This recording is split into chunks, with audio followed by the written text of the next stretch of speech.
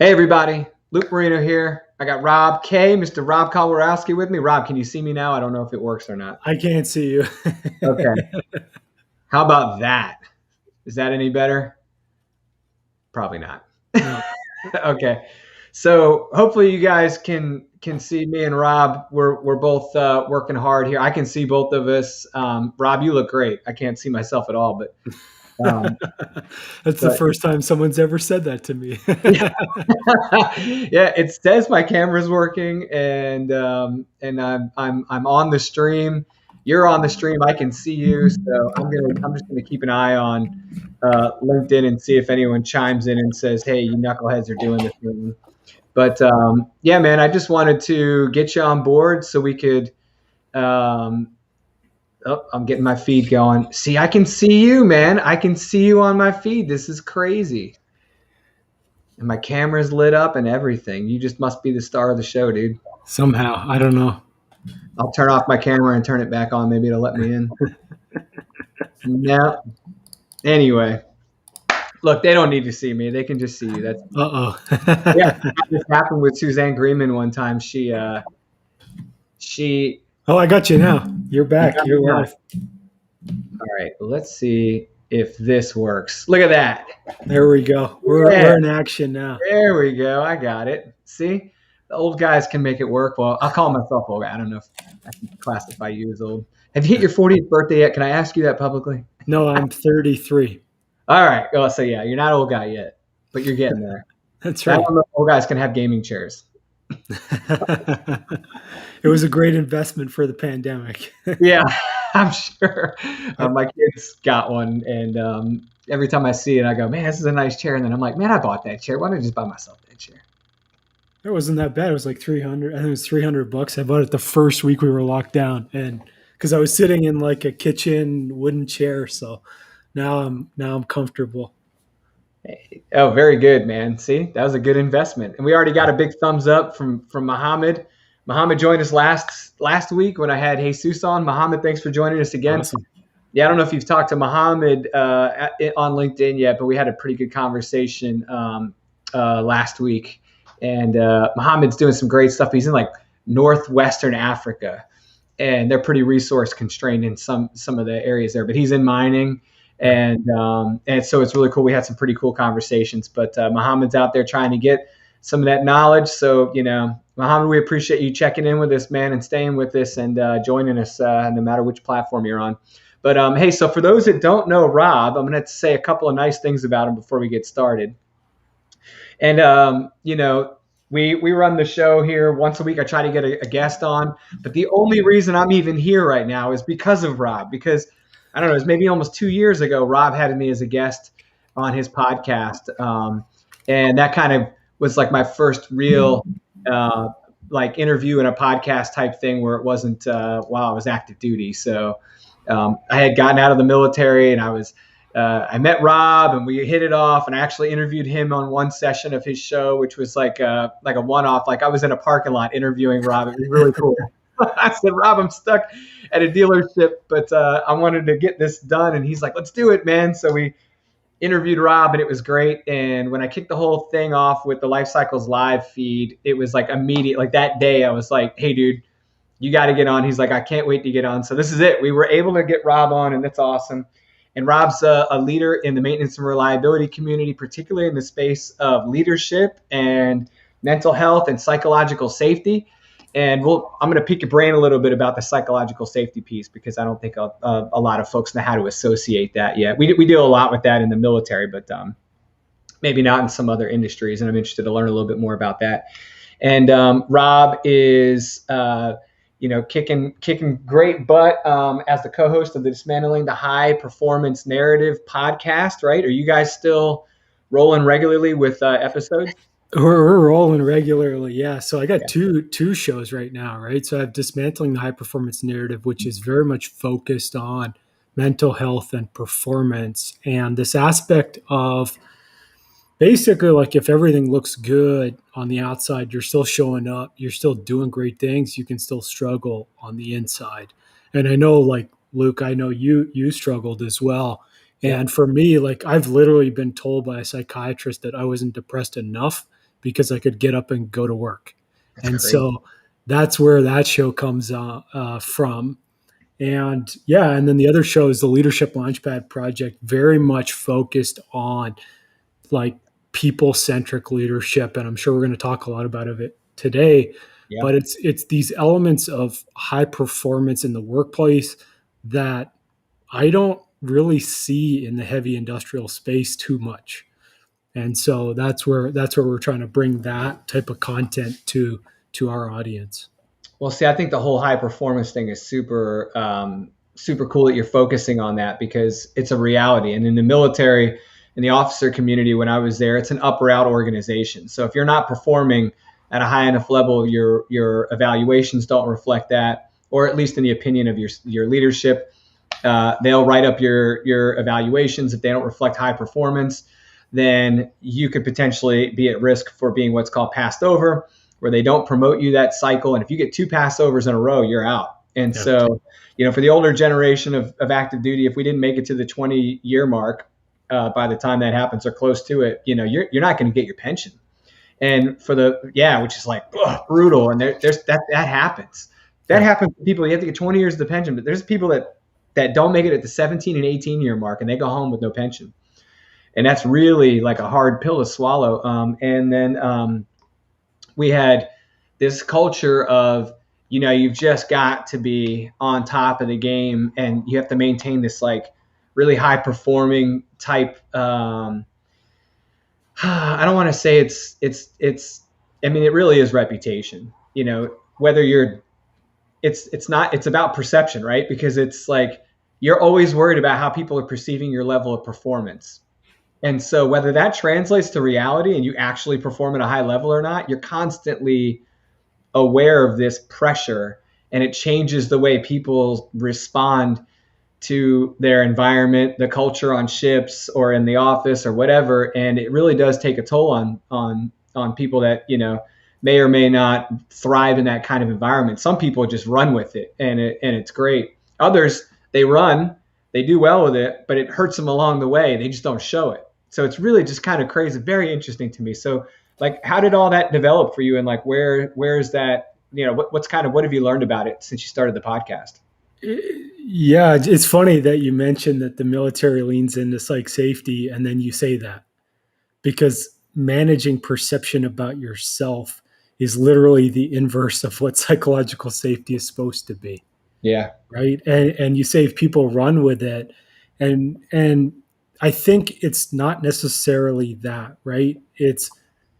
And people can thrive by putting on a mask, and that's fine. But there's a limitation to how long and how effectively you can do that. Yep. And so when we talk about it from a high performance perspective, they will hit a glass ceiling or a brick wall at some point. It's not a matter of if, it's a matter of when. And so, well, we can dig more there. But in terms of the podcast, I mean, for me, it's really a passion project. Like, I think that for me and my co-host Lauren. So Lauren, she's she's a high performance coach. She played professional women's hockey. She went to University of Wisconsin, played 4 years, won a national title in the NCAA. Awesome. Tried out for Team Canada. And the story and the reason why we started that podcast was she told a story in a group that we were in together about how she was trying out for Team Canada and crying in the closet at night. And I was like, I understand that type of depression. That's what I have. And I was, because like when I was probably the worst I've been, although last year was pretty bad, or now it's bad too.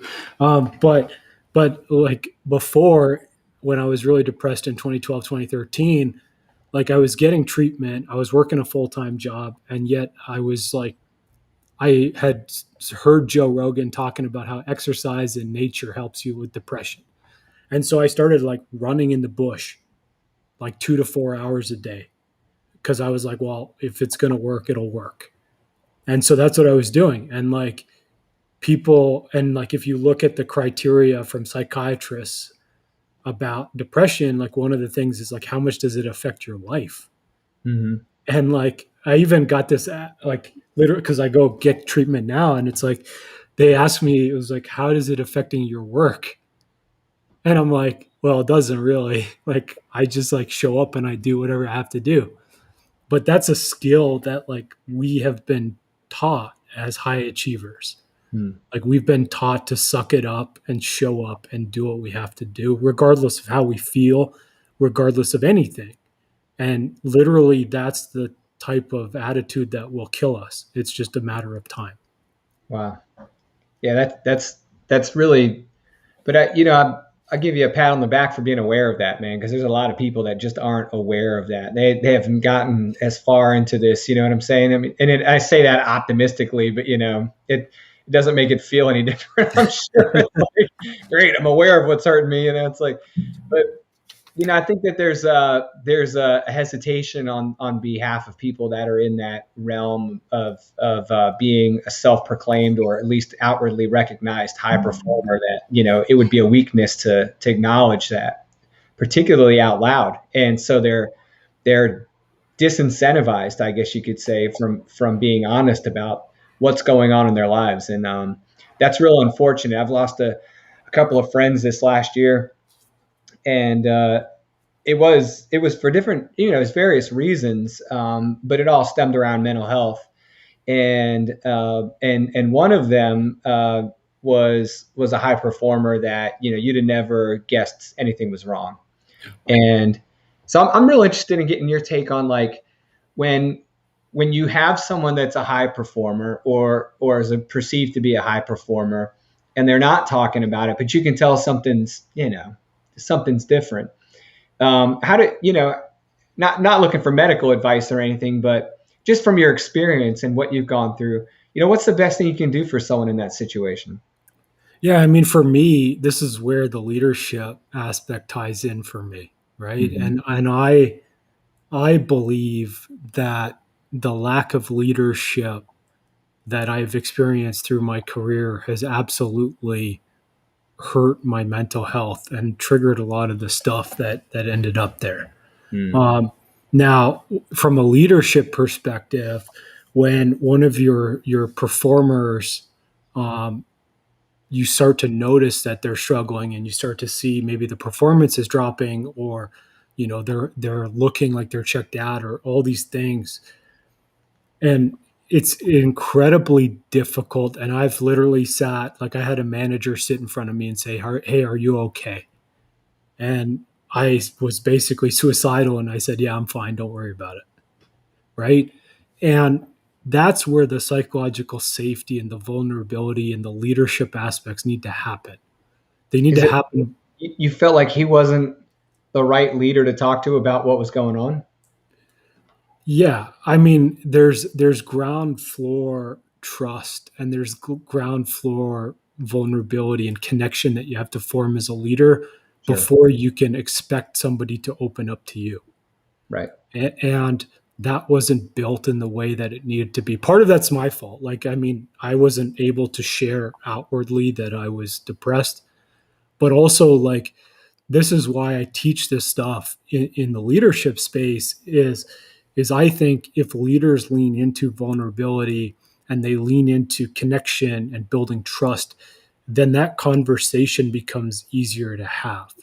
And Mm. it's not that you're going to provide mental health support. We're not asking leaders to do that. We're Right. asking leaders to be there and be like, hey, like, you know, you're struggling. Do you need help? Can I refer you to EAP? Can I call a therapist for you? Can I give you time off to deal with this stuff? Like, this is the support that leaders should be offering, right? Like, we're not saying, hey, like, we need you to do EMDR therapy for your staff. Like, that's Yeah. not, like, you're not a psychologist, like, back off, right? Right. But that's what we're asking for. Gotcha. Yeah, that's I think it's really important for people to hear that, because I think some leaders just aren't comfortable with, like, addressing the problem, but they are more comfortable with trying to address the culture that could possibly help the person, just because they don't feel like they're the right person to deal with the issue. Unfortunately, if they just stay quiet and they don't change anything, they somewhat become an enabler, and it just perpetuates the continuation of this type of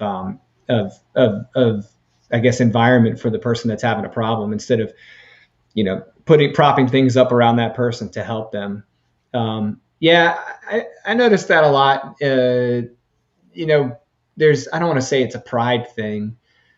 I think sometimes it's mistaken as a pride thing with men, but especially in technical fields and in kind of in rougher environments, sometimes it's pride, and that's on behalf of the leader and the person.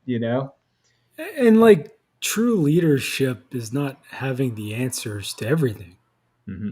right? It's being able to go into uncomfortable situations and be yourself, Yeah, right? And that's what true psychological safety, and if you read the book Radical Candor and all these things, that's what this stuff is about. It's about accepting that humanness is messy and just leaning into it, it which is. is uncomfortable for people who are high achievers, right? Because we're Yeah. about control, we're about defined outcomes. Like this is Mm-hmm. what we want. Like think about reliability. Like we always talk about like reliability, and we go, how many managers out there, if you said to them like, I could tell you that this gearbox is going to fail next Saturday at 11 o'clock in the morning, they would kill for this.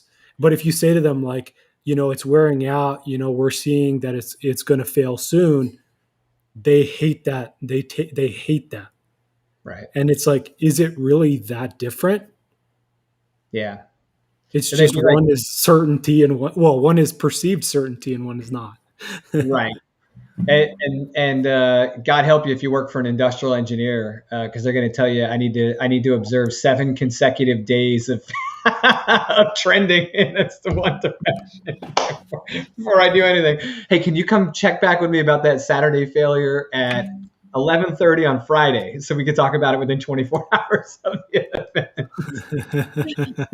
How long can I go? Right? I'm just playing. I had an industrial background, so I had to poke fun at some of my friends. But now that's super fascinating to me. One of the things I was a little like when you told me you were going into the leadership space, I thought that's a big space, right? I mean, I did org leadership studies while I was active duty because I thought that would be one of the routes that I could potentially pursue for graduate studies in the Coast Guard. It was a fairly new program that they were sending students to, but there were a very small number of students a year, and it was the payback tour where you have to go to, we sent you to school, now you owe us a tour somewhere. Was basically like, so do you want this desk at headquarters or do you want this desk at headquarters? And I was like, yeah, I'm going to avoid that route. Although I ended up going to headquarters for my grad school payback for naval engineering, anyways. But the irony was, when I started doing org leadership studies, I thought, how are they possibly going to put some types of bounds on this? It's so big. And the one thing I worry about with venturing into either leadership consulting or leadership education or whatever the case is that it can be really hard to figure out where to focus your effort. I applaud you that you've been able to do that. Is there a particular area of leadership? Is it mostly around this space of psychological safety and mental health? Is that really where you're kind of focusing the leadership studies, or is it bigger than that? Yeah, so right now, I mean, we don't really touch on the mental health stuff too much, because obviously I'm not qualified to do that.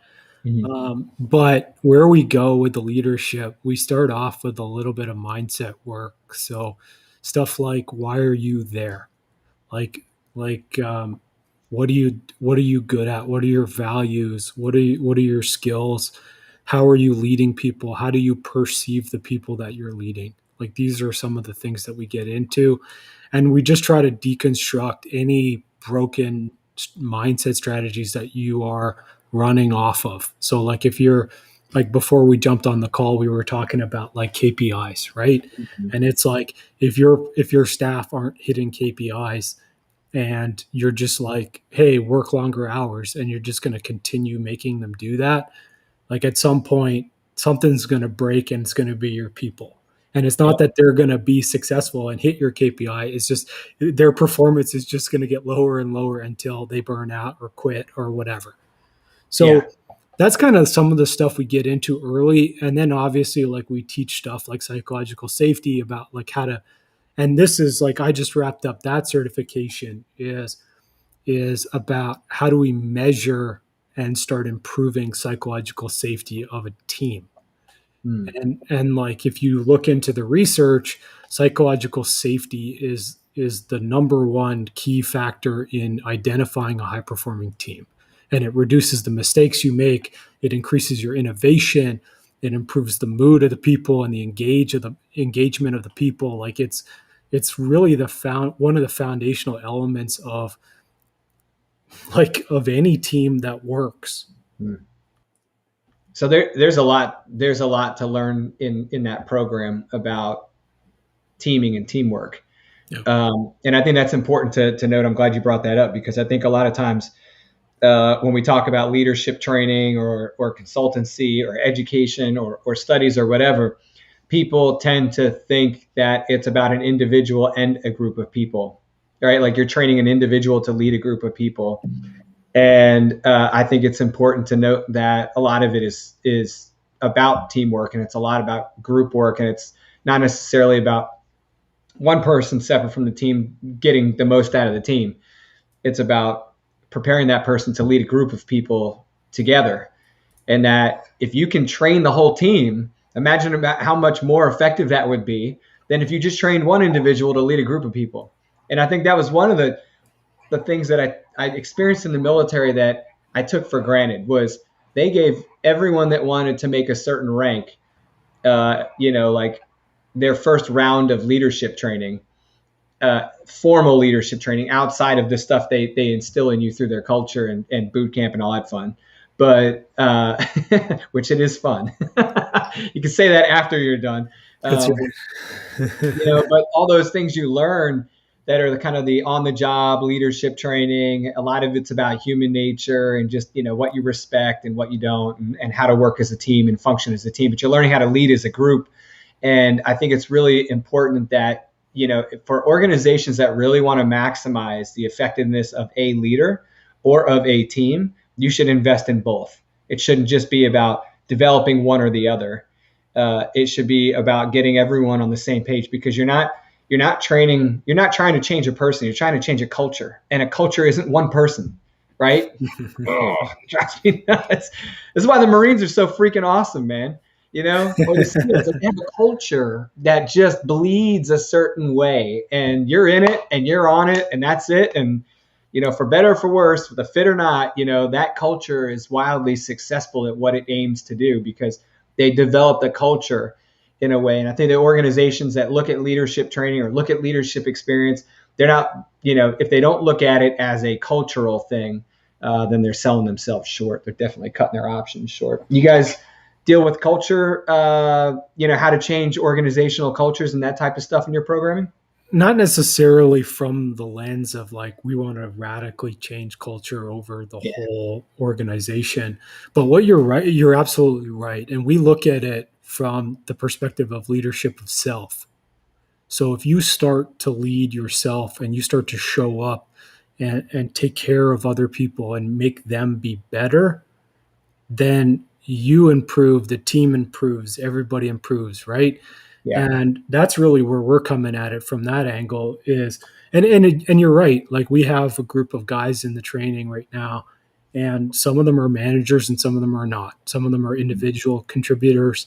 Some of them, I mean, one of them is a consultant of one, right? And you'd go, well, why would a consultant of one need leadership training? Well, you can lead yourself, you can lead your customers, you can lead, your family, your kids, your wife, your husband, your this or that, right?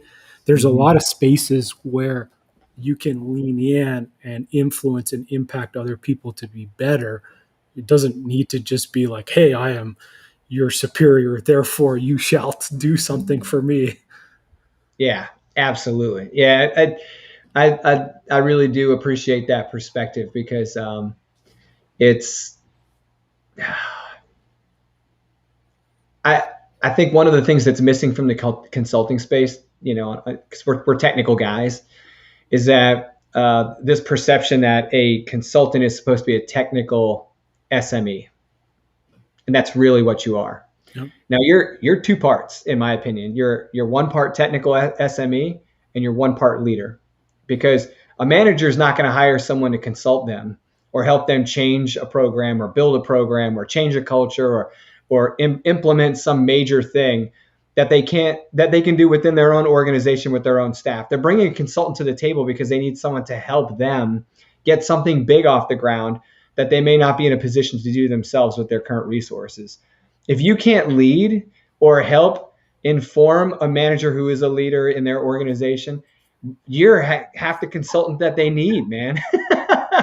But Luke, how many times have you seen, and like I've worked in organizations, right? They've hired consultants, they've come in, basically delivered a report and walked out the door. Like It gets that is so consultants get bad name. typical in our space that it's ridiculous. Like they'll do an FMEA or an RCM or whatever, a PMO, and they walk out the door and that's it. And Yeah. that's why, and it's like I've said this on my show a bunch of times, is like the reason I got into leadership is like I did 120, 130 episodes of Rob's Reliability Project. I had people who wrote the books on RCM, RCA, FMEA, All of PMO, them. all that stuff. They wrote the book on all of it. They've all come on the show. And I know you know this, but I used to ask this question at the end of the podcast is like, hey, you're an expert in maintenance task analysis. What are we not getting right? And Right. the answer inevitably in all cases was culture and implementation. Yep. And what is both of those? It's leadership. In our Yep. space, we cannot say that we don't know what best practices are because I have a bookshelf full of them. But Yeah. yet we go out in the field and what do we see? We don't see the results. We don't see the best practices. And why? Because we don't lead. Yeah. Oh, you're absolutely correct. So Mohammed's on the line. I was just talking to him about SMRP last week. And I said, hey, go get a membership to SMRP if you're looking for an organization that's a good one, because they publish their best practices and they've got a great community and there's really good resource in there. We're trying to point him to a couple of places. And I had a And point to flashback. upkeep Slack Yeah. channel. Yeah. We'll talk about that in just a moment. This is not on purpose, but it is awesome that Rob and I both showed up in upkeep t-shirts. Ryan Chan and his team are doing something right. Ryan, you already know we love you, man, but we appreciate the shirts and we are repping you guys to the fullest today. So definitely go check out the upkeep community because you want to talk about like the best free resource in our industry. That's it right there, man. I mean, it is a ton of wealth being shared there. But, when we were talking, I said, hey, look, you can go get all this information, but all that information, you need to be able to act on it. And if you're going to implement a program, you have to start with these baby steps. Go get all this knowledge, right? Get all these resources and start building something one step at a time, one day at a time, and create a culture because, he's dealing with something that, I mean, in many of the modern world, cultures, we think we're resource constrained, and we are more so than we want to be, but we're not resource constrained like they are in his area of the world. And I've been around there, so I'm sensitive to that. I get it, even though I don't experience it. I never worked in that environment, and I know that telling someone, hey, why don't you stand up a reliability program in that situation is like telling them, why don't you just build a Mercedes-Benz factory? It's like, okay, that sounds impossible. But the reality is it takes one person, and Mohammed, I may or may not be talking to you. It takes one person with the right action to start pushing.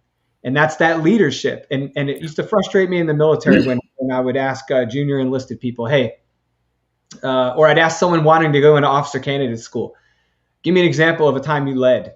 And they couldn't give you an example. And I'm like, I've got junior enlisted right out of boot camp that lead. it doesn't matter if it's a cleaning party. That one guy is leading all the other people cleaning. He's a leader. Like, that would have been a good example. Some of them come in, they can't give you any example.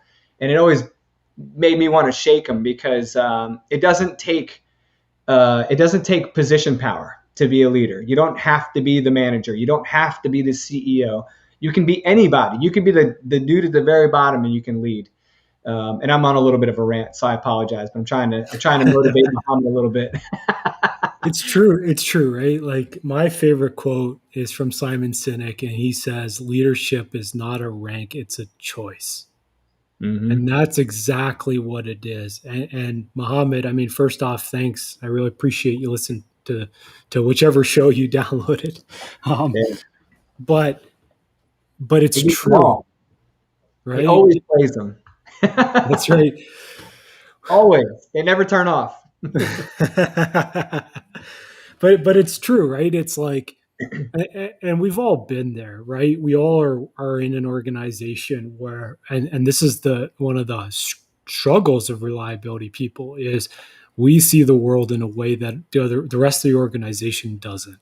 Mm-hmm. They're in a reactive mode. They're in a mode where they're basically run to failure, run out there, fix it as fast as possible, get it running, celebrate that, and then move on. Right. And we're trying to get them to start thinking about the future. We're starting to get them to think about planned work and predictive maintenance and, or condition monitoring, whatever you want to call it. Mm-hmm. And really, what I would say in a resource constrained environment is, don't take on these massive things. Like, don't think about organizational change, and don't think about, like, how do I get to the CEO and ask for a bigger capital budget? Like, I've been there. It doesn't work. Yeah. Right? You're not going to overhaul your whole organization on day one. Even if you have a great business case for it to happen, they're not going to go for it. But what you can do is lean into the people around you. Who's your manager? Who are the people that are adjacent to you in different roles? How can you help them be better at their job? How can you help them just move the needle a little bit here and there? Right? These are the team dynamics that you have 100% control over. Right? You can show up and you can be nice to them. You can support them. You can lean into vulnerability. You can help them with whatever you're an expert in. You can coach them to be better here or there. That can be your manager too, right? Like, it doesn't have to just be, direct reports or people adjacent to you in an organization. That's what you can do today. It costs nothing. It costs effort and time, and that's it, right? You're already there. So those are the things that you can do to start right now. And that's absolutely what I would recommend to anybody who's listening to this, is start showing up and looking at things that you can control and you can do to make the people around you better. Yeah, that give a damn factor followed up by some action really goes far. But I mean, here's the thing. It's like, how many people have you worked for that you truly felt gave a damn about you? Yeah, I've been blessed. I'm not a good example. But I had an atypical military career, I guess you could say. I don't know. It was weird, but I didn't realize how unique my experience was, Rob, until I got toward the end of it. And I looked around and said, wow, this was kind of unique. Like, some of my bosses were some of the best bosses around. And I would like to say I lucked out and got the good ones. But I just think that, honestly, I bring out the best in people. No, I'm joking. No, I'm joking. That's true leadership, though.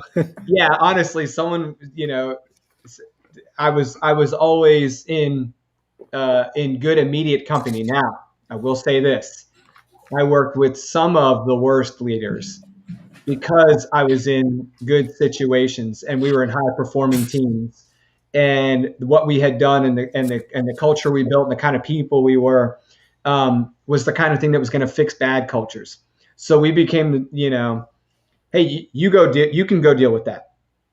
And I didn't admit to it openly when I was getting ready to retire at first, but I told a couple of my close friends, I'm just burned out from having to fix poor leadership. because there were a couple of instances where I was put in a position where it was like just kind of it could really suck the fun out of your job pretty quickly if you let it. But I was crazy or ignorant enough to go, no one's going to ruin my party. And so I'm the guy running around with my coffee cup going, hey, what's everyone doing? Having fun. And they're like, how are you smiling right now? We're all miserable, And it took a lot. And I'd go in my stateroom and shut the door and be like, oh, it takes so much out of me to go out there and try and motivate other people in the face of that. But it gave me energy that I didn't have before. And I got that from working for both good leaders and bad leaders. So yes, I did work for bad leaders that made me want to punch everyone around me. And then I worked for great leaders that I left at the end of the day going, there's no way I'm ever going to be that good. And I got a good enough balance of that to say that I was blessed, because if it had been tipped in one way or the other more so, I would have been really screwed up. Because if I'd been nothing but bad, my outlook on life would be dramatically, worse. And if it was nothing but good, man, would I have fallen hard when I finally did land in a tough spot, This isn't the way the world's supposed to be. I grew up around a bunch of crazy chiefs, so I thought boot camp was going to be drinking and partying and having fun, with some push-ups in between. But so you're up in Canada. Where in Canada are you at? In Edmonton. Edmonton. Yeah. And how far from Vancouver is that? Like, if you got a car and drove to Vancouver, how far is that? It's probably like 12 hours or something. It's pretty far. Yeah. Wow. So you're like mid Canada, a little. Yeah. So we're due north of Montana. So Gotcha. Probably like 6 hours north of the border, roughly. Beautiful. Yeah. Beautiful. Man, that's awesome. What a cool area of the country. So for you to meet us in Winnipeg was like a minor inconvenience. I had to fly. It was, what was it? I think it was like a couple hour flight, something like that, an hour and a half, maybe. Yeah. Yeah. So it wasn't too bad. I flew to Winnipeg to support a PMAC event with Rob and Jesus Safante, and Suzanne Greenman brought us all there, and Bob Latino. And it was just so cool for us to sit down in the hotel bar and have a beer together and have face to face with all these great people. And I realized at that moment, each one of these people are like amazing human beings on their own. And these are the kind of people you want to hang out with. So, you inspired me to do some of this, Rob, because I wanted to keep doing that. I wanted to keep hanging out with knuckleheads, people that think like I do. And it was just so hard to do with our separation and everyone being so busy. So, this to me is a blessing to have you on today. And I feel like we're catching up after a while. We haven't been able to hang out. So tell me a little bit about on what you think is really, like, if you had to take one lesson out of what you've learned on the Leadership Launchpad over the last year. This has been the one question I wanted to ask you the whole day. Mm-hmm. What have you really learned that maybe surprised you? Like, when you got into the Leadership Launchpad, what's the one thing you've learned since then that you maybe caught you by surprise, but has been significant? Big question. Totally unscripted. I would say, actually, this is what I'll say. And it's weird to feel this way, or it's weird to say this, I think, and people may not. I'm not sure if they may get it. I hope they get it. For me, it's inclusion. And I think it's exactly what you said, right? It's when we were in Winnipeg, we had a group of people where you felt like you belong. And that's what people want from work. Yeah. But the lack of psychological safety, the lack of diversity, the lack of openness, and some of the rigid cultures that we see in our space, it doesn't allow people to feel included. And when they don't feel included, their performance, their engagement, their mental health, their happiness, all of that suffers.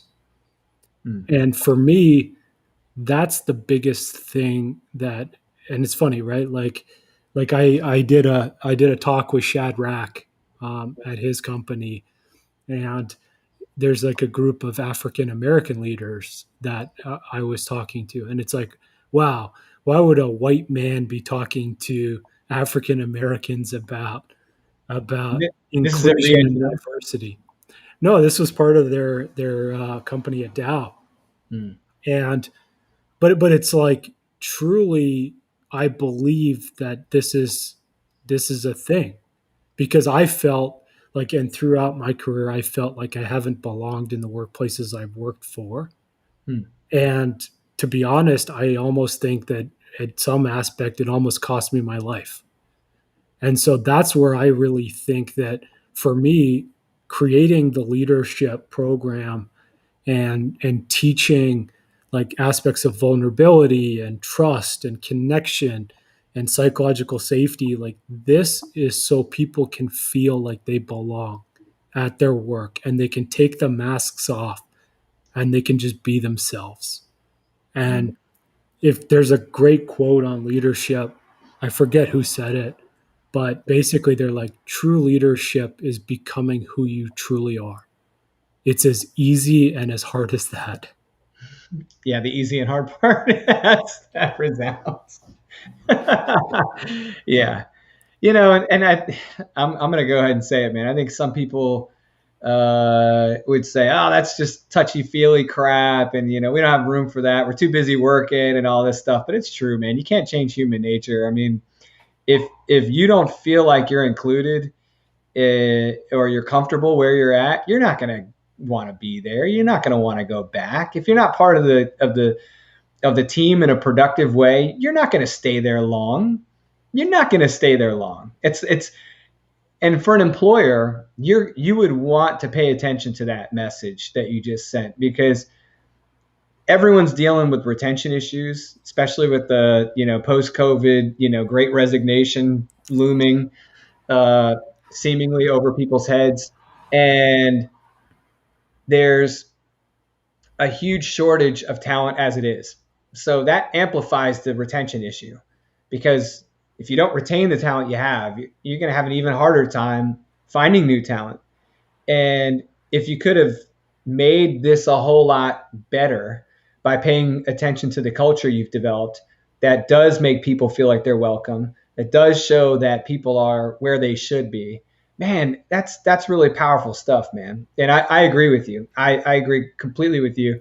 I've been on a couple of ships, right? And on every last one of them, it's the same ship again, because there's few things that aren't going to change. You are going to leave. You are going to be stuck together. It is going to be a unique experience, and everybody's in it together. And you're going to bump your head because the doors are too small. Yeah, don't step on the threshold as you go through the door. I used to tell people, like, hey, look, you're going to get a nickname. That's a good thing. If they don't give you a nickname in the next 2 weeks, I want you to come talk to me, because something's gone terribly wrong for you, and we need to figure out how to fix this, because that means they're not latching onto you. The nickname's like part of the they're taking you in as family, and if people aren't giving you a hard time, obviously within reason, then you're having a hard time acclimating with the crew. They look at you like you got three heads when you say that. But that culture there is so strong that you can see it as clear as day. And I think that we benefit from that in that type of environment. When you are more, I hate to say it, when you're more integrated with society in your work, where it's a little bit more, I guess you could say, a normal work environment, where you leave your house, you go to work, you come home, you punch, you do your thing every day. That's much harder to develop that type of bond, that culture. It's much harder to integrate with a team.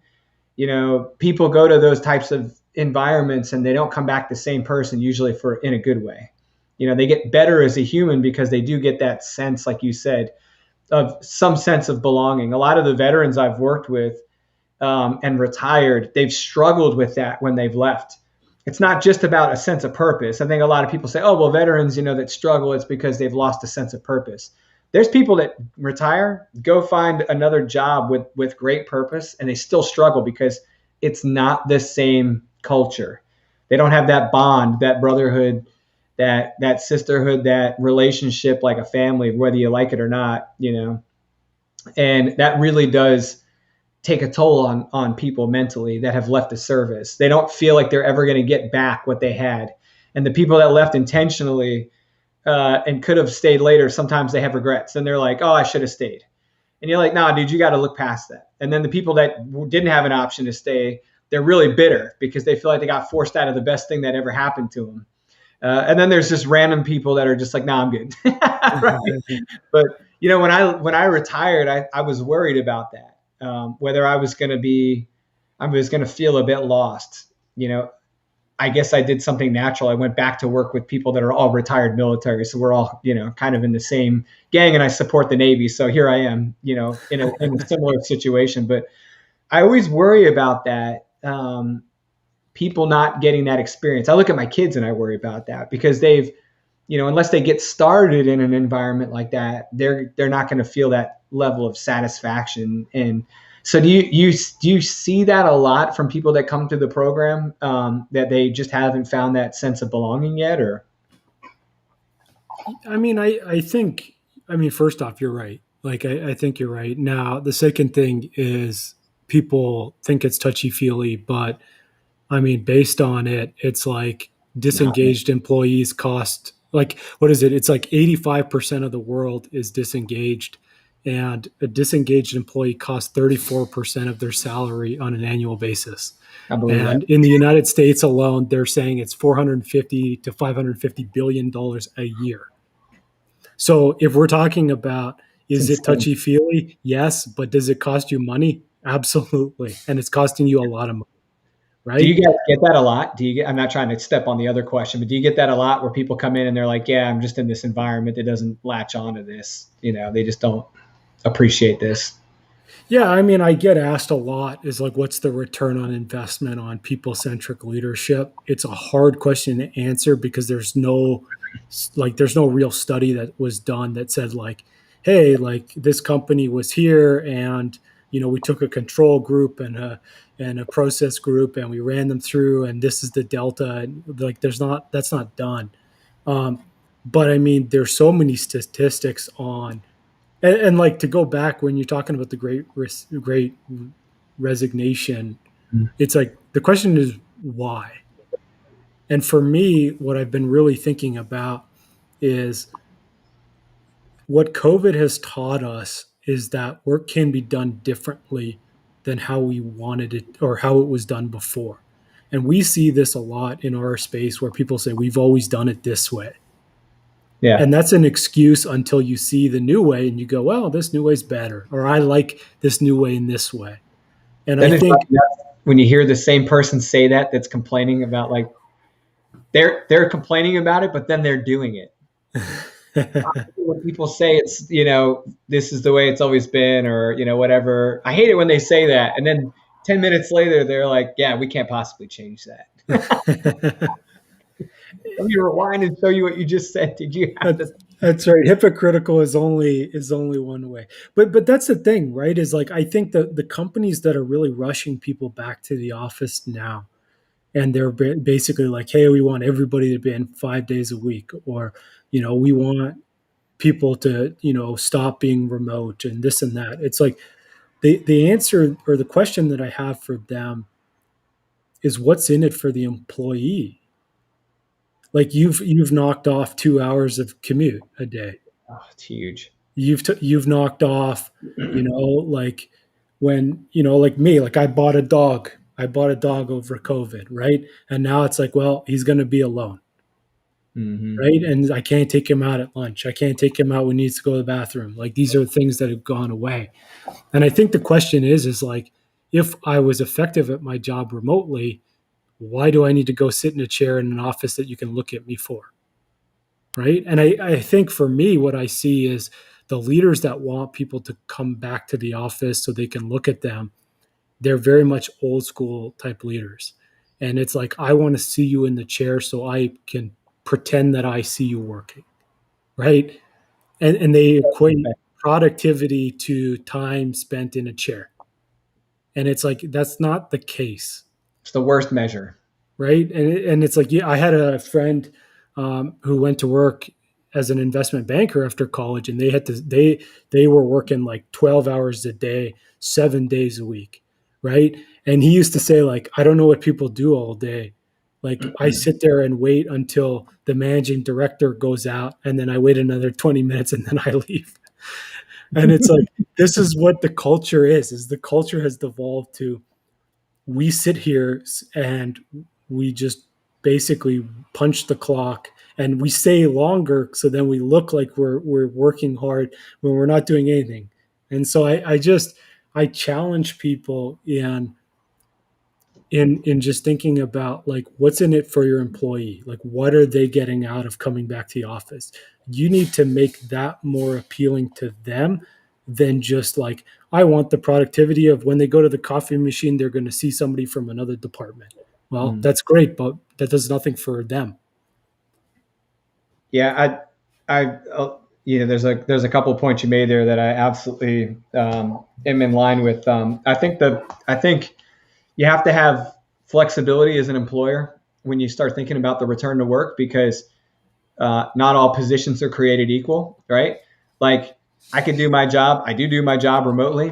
Could not have done that when I was a diesel mechanic. That would have been a problem, right? That's right. So there's one example of where physical work requires physical presence. Absolutely. And then knowledge work gives me the freedom to roam, right? And then the the ability to get talent that you couldn't acquire locally because you're geographically, your resource constraint is huge. And much of the people I work with in government have taken advantage of remote work to overcome that. They want subject matter experts in certain areas, and they're willing to let them work remotely to get that. I love the conversation about the measure of a person's value for being on site. And the reason I say that is, it's like measuring the value of a manufacturing facility by how many hours it's online rather than the number of widgets it produces. Like, what are you selling? Are you selling hours or are you selling widgets? I mean, we do that. We use availability, right? Right. Well, and I can do that for the plant because it's a measure of like plant health, I guess, to a certain degree, right? But when it comes to the people, it's like, hey, look, man, like, just because I'm here doesn't mean I'm producing as much as if I was at home. So, like, to your point about driving, when I was in DC, I commuted 3 to 4 hours a day. A day. I was overworked. I was exhausted. I couldn't concentrate properly. My sleep was terrible. It was just the quality of life was not as good as it could have been. Even if they had just said, look, you can telework 2 days a week, it would have really helped the DC metro area if universally they had that kind of thing going.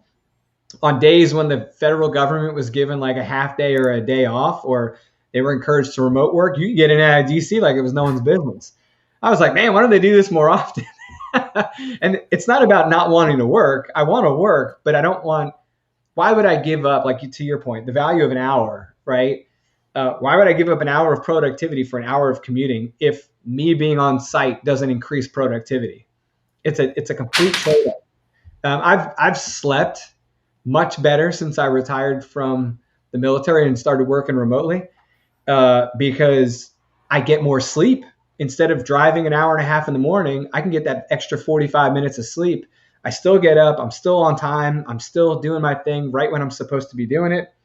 But my quality of life is significantly better. Now, with that being said, if you had asked me if I could work from home and be happy when I was active duty, I would have told you that sounded like a nightmare because I'm a people person, and being stuck at a desk or in a cubicle by myself sounded like taking a claustrophobic person and sticking them in a box. It's like, that's the worst thing you could possibly do to me. But the reality is I'm in meetings all day. I'm on the phone all day. I'm interacting with people all day. And I've got, other people in my life that I see, like my family, which I never saw before. So there's a way different quality of life thing. There is, on the mental health side of this, though, I can see where it would be very challenging for people to do what I do as remotely as I am, as remote as I am, because there is a sense of disconnection. And you have to know whether you're good for that or not. I do have some friends that retired from the military that drive an hour into work and an hour back because they tried it and they just couldn't do it. They were like, I can't work remotely, dude. I cannot do it. I can't do it. I'm like, hey, man, to each their own. But this is, I'm using that as an example to show the flexibility thing. Two people, same job, entirely different situation. And all that is, right, is you're showing empathy and compassion for the Yeah. person, right? And that's the biggest key to this return to work. It's not that we're going to say, hey, everybody stay 5 days remote or everybody come in 5 days. It's just you have to be able to understand the people. And like literally the company that I work for a few weeks ago, they said like, hey, and they put out a survey to the department. They said like, hey, how would you feel if the people who had 2 vaccines didn't have to wear a mask anymore at work? And like the top 2 answers were like anxious and like basically like I don't want to do that. Like I don't want that. And Those then are the less top two. yeah, those were the top 2. And then basically less than a week later they said like, hey, well, this is the policy we're going for. Where if you got 2 vaccines and it's been 2 weeks, you don't have to wear a mask anymore. And we're conforming to Alberta and Canadian government standards. And you're like, well, then why'd you ask the question? Like if right, like if you're just going to tell us to pound sand, then don't ask the question, right? And I think for me, it just shows the type of leadership that they're employing, right? Is like you're not listening. If you just want like, hey, 5 days a week, come back, don't wear a mask, we don't care. Like, fine, just say it. Don't try to sugarcoat it. Don't try to like pretend that you're being empathetic. Like that's one of the biggest things that I see in industry and what destroys trust and destroys any capability of you as a leader is when you say one thing and do another. Mm-hmm. Yeah. Yeah. That's really tough. Yeah. That just, even if, and I've been in situations, leadership situations where you intended to do one thing and then you had to do another, even after you told everyone, but you can come out and be honest about that, right? You can come out and say, hey, look, I had every intention of going down route A, but I couldn't. And here's why. And it's logical. And I'm not making excuses. I love you guys. We're all in this together. We and we're going to suffer together, you know? And that takes vulnerability, right? It You does. have to show up and say, hey, I was going to do this and I couldn't because of whatever. And that takes humility and vulnerability that a lot of leaders don't have. So I think you would have really, you really would have enjoyed working for one of the commandants. When I was in the Coast Guard, we had a commandant that was in office when I was at headquarters. And when you're working at headquarters, you're essentially commandant staff, even though you're not like directly involved with them on a day-to-day basis by any stretch of the imagination. But you're exposed to the leadership, the most senior leadership in the service when you're there. And I was a workforce manager. So my whole, job was to figure out how to keep naval engineers in the Coast Guard and how to get new ones. And one of the bigger concerns we had is the service, the government was changing the retirement structure. There's nothing we can do to change that. That's, it's congressionally mandated and all that good stuff. And the DOD said, thou shalt get in line. And we all went, okay. So here we are swallowing the pill, right? And they were giving the younger workforce options. They were like, hey, you can choose to take the green pill or the red pill, right? Like, and are those the right colors, green and red? I don't know. I can't remember. My matrix knowledge is out of date. So this policy comes out, and I remember being really frustrated. I said, man, this is really going to be screwed up, and they're going to lose all the top talent because you're basically incentivizing people to leave because you're like, hey, I'm not going to give you the big pension anymore. I'm going to give you a reduced pension if you stick around long enough. Instead of 50%, you're going to get 40%. And all your high performers are going to leave early because they can also take like a severance package. Mm-hmm. I'm like, man, what's the incentive to stick around besides you can't do this anywhere else in the world, right? That's really the big thing is like, if you want to be in the Coast Guard, well, here it is, right? You can't do this anywhere else. And at first I didn't really know how to take the feedback, but the commandant said something very important that I think you would like. He said, guys, we can't solve all these problems but we can be in control of who we are, and we have to be the employer of choice. And I thought, the employer of choice, how are you going to achieve that when you can't give people what they are looking for? But, it's true commandant wisdom. He was right, man. Like, since I've left the service, I mean, it resounded with me while I was in the service. But after I left and after I worked on other places, especially corporate positions where I do hiring and firing and all that stuff, and thank God I haven't had to do the latter. But, every time we go to hire somebody, I'm like, hey, dude, we're the company you want to work with. We're the employer of choice. We're the one you want to be with. Every company should be feeling that way. And I don't know that people really do that and then let that kind of guide their decision making. How do I become the employer of choice? I mean, out of everything I've heard the commandant say in that few years, that's the one that kind of stuck with me, because I think it's as packed as it is with meaning, and you could take it and run with it in a million different ways. It really just kind of was like a little North Star. Like, how do we exist as the employer of choice? And I think that kind of goes to your point, right? Like, is the organization leading in a way that makes people want to be there, even though they may not be able to give you like the most vacation days or, that extra bump at the end of the year that the guys across the street get, but they're all miserable over there. So let those bastards be miserable. I mean, I love it. I absolutely love it. And I'll give you a quote here. So we did a podcast with Matt Popesel last week, and he works for the Predictive Index. Oh, I haven't seen that yet. He calls himself the godfather of talent optimization. I think you guys did you guys do that live? No. It's just recorded. It's posted. I think it posted Monday. Okay. But he said that people are the last remaining competitive advantage. And I think that's the key piece that I see is like, and it's what you said, right? It's like you want to be the employer of choice. You said you can't give them what they want, but most people, the money is down the list of things they want. Yeah. They want to feel heard. They want to feel like they have a purpose. They want to feel like their organization cares about them and cares about a purpose that's, bigger than just like selling, I don't know, widgets, right? These are what people truly want. And you have all the power in the world to do that for your people. You just got to make the choice and do it.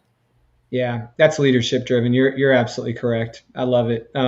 That's one of the reasons I'm with the company I'm with, Amentum. I mean, I've been blessed with two great companies back to back, but the company I'm with, Amentum, they're just, at least the leadership I interact with and that I have are just fantastic. And I've tried to express that to them without coming across as being like cheesy or like, but like when the vice president or whatever is like, hey, I want to talk to you because I want to make sure that you're not disappointed or disheartened with something. I'm like, man, I really appreciate that. As someone who had to lead 150 people, at a unit, I know what it takes to do that. Man, that's really good that you do that. Like, thank you for being a good leader, without coming across as sounding cheesy. It's like, this is the kind of culture you want to work in. They take care of you. They're concerned about you. I've had, hey, make sure you're charging us, for this and that, and make sure you're keeping your stuff in line. And if you need anything, don't hesitate to call. And, it's just great. Now, on the flip side, we work really hard, but that to me, it almost increases the need when you have such a hard working culture. It increases the need for that type of sensitivity because you're walking a very fine line with people where it's easy to be tipped off one side or the other when there's a constant wind. It's like, I have to equate everything to something on a ship, right? So like when you're driving a ship into a port, if you've got like a strong beam wind or beam current, dude, it's hard as hell to drive a ship. I mean, you're all over the map. And it's the same way when you're going through your life. If you've got this constant pressure from one side, could be workload, could be poor family life, could be whatever. You're constantly pushing against that. You have to have energy. It expends a lot of energy, and it's hard to stay focused. And you're gonna have times where you lapse in being able to deal with it on your own. And it kind of comes into everything we talked about today, man. A little bow on there. There we go. So Rob, I'd be an idiot if I didn't ask you, if you had one thing to tell a young person coming into our industry, I don't care if it's the maintenance side, the reliability side, the whatever side, any of it. Like if you could tell them one thing, one word of advice, and you only had a few, nuggets to give them, what would it be? Chart your own path. Hmm. Because I think a lot of us, we go into a job and we expect them to tell us what training we need. We expect them to tell us, whatever, where our career path is going to be. And, like, hey, well, we hop this way and then we hop this way and then we hop this way and then we Christmas tree our way to the top. Right. But it's like, are you truly taking accountability and ownership of your own growth and your own career path and what you truly want? Not what your mom and dad said, not what society tells you, not what, these external things tell you should want. And it's truly what you want. Yeah. Yeah, that's really powerful, man, because if you don't do that, you're going to be living someone else's life and you're never going to be satisfied, ever. I posted about diversity in career paths last week, and that was, that falls right in line with that post where I was like, go out there and mix it up a bit because you never know what you're going to fall in love with. I did not. Little secret, I did not enter the workforce as a mechanic. Right? Like, that's what I ended up doing, but that was something I loved to do, but it wasn't the thing I said I want to grow up to be, and how do you ask a 17 or an 18-year-old kid to figure out what they're going to do for the rest of their lives? That's so crazy to me to think that you can do that and they're going to have the right answer. And it's crazy to me to think you'll be 18 years old and think you've got the right answer. I mean, that's the thing. So cool, man. So Rob, tell us, tell all the millions of people out there watching, tell them about where they can find you and a couple of the high points about what you're doing these days. Yeah, absolutely. I mean, if you're following me on LinkedIn, if you don't yet, you probably do, but if you don't yet, click connect or click follow me. Subscribe to both the podcasts. So the Leadership Launchpad Project podcast, Dismantling the High Performance Narrative podcast. They're on Apple, Stitcher, Google, wherever you get your podcasts. And then obviously, like, there's a few offerings I have right now. So I do one-on-one leadership coaching. So if that's something you're interested in, just hit me up. I also offer psychological safety assessments. So depending on your organization, I may be able to give you one for free. Just let me know. I have a page on robsreliability.com where you can check that out. And then also we have the leadership program. It's a 12-week online program, but there is live components to it. So there's individual coaching with me. There's also group coaching. The next one will be running, I believe it'll be September-ish. That will be running the next one for public. But if you want one privately for your company, like let's say you have 10 or more people you want to run it, just hit me up and we can run it anytime you want it. So yeah, those are the things I got going on. Lots going on. I love it, man. Yeah, definitely hit me up if you need any help. Yeah, I love it. And if you're not following Rob on LinkedIn, I don't know if I actually know you. Everyone I know follows Rob on LinkedIn, and that's where I found Rob. And thank God I did, because it's been a great friendship. And even though the distance separates us, you're always one of those guys I feel like I could just give a shout and talk to. And anytime you want, I'm here. Appreciate it, brother. And we're definitely going to get you back as many times and as often as you want. You're always welcome here. And I always part, or I try to remember to part because I have a terrible memory, but I always try to part with a message, which is to be good human beings to each other.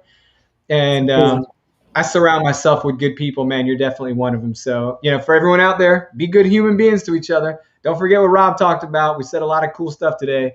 And Rob, this will be on LinkedIn, YouTube, Twitter. I think it's via Periscope, and Facebook. So if anyone's out there in those worlds, check out Rob's stuff.